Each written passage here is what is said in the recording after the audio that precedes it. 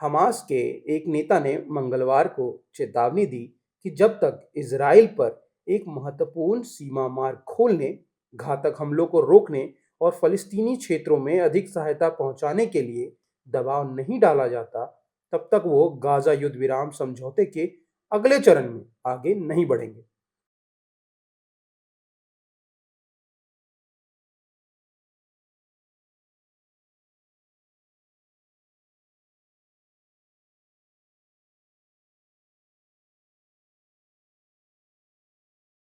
ये चेतावनी ऐसे समय दी गई है जब इजराइल सरकार ने कहा है कि वो युद्ध विराम समझौते के अगले और अधिक जटिल चरण में प्रवेश करने को तैयार है।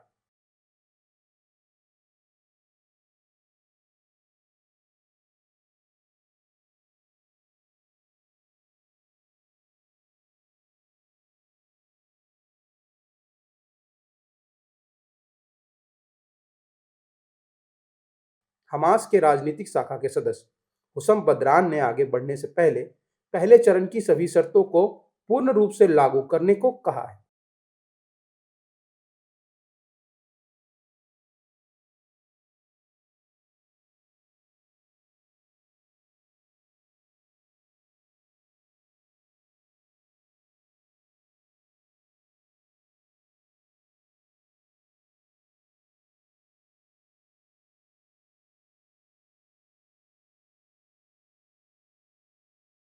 जिसमें इजराइल द्वारा नियंत्रित क्षेत्र के हिस्से में फिलिस्तीनी घरों के निरंतर विध्वंस को रोकना भी शामिल है।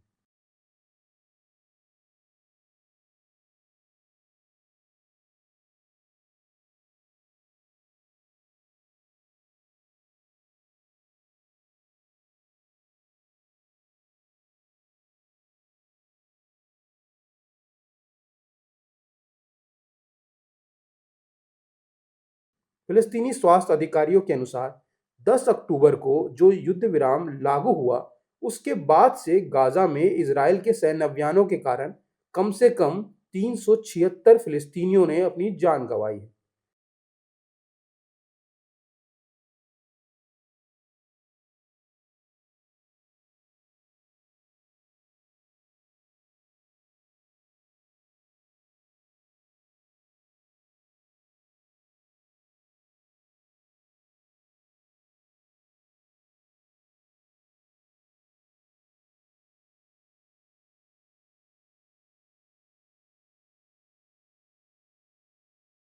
इजराइल ने भी हमास पर युद्ध विराम का उल्लंघन करने का आरोप लगाया है।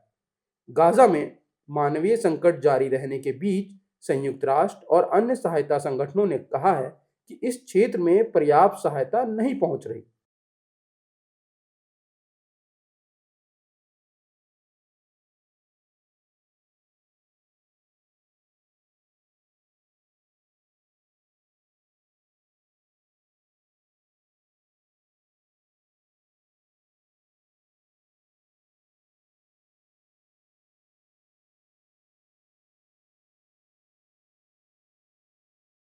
इजराइल के प्रधानमंत्री बेंजामिन नेतन्याहू ने रविवार को कहा कि हमास द्वारा गाजा में बंधक बनाए गए अंतिम व्यक्ति के अवशेष लौटाए जाने के बाद ही इजराइल और हमास बहुत जल्द युद्ध विराम के दूसरे चरण में प्रवेश करेंगे।